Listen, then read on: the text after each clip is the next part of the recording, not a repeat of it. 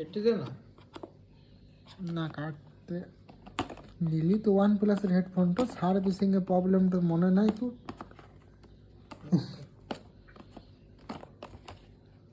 সারা seal রে।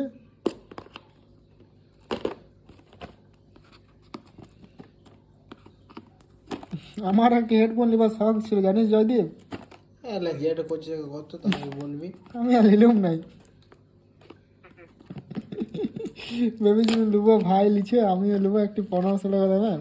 আর সারা তাতে চশমা নিয়ে নিলাম। বাহ, দেখতে গেলে খুব সুন্দর তো হেডফোনটা।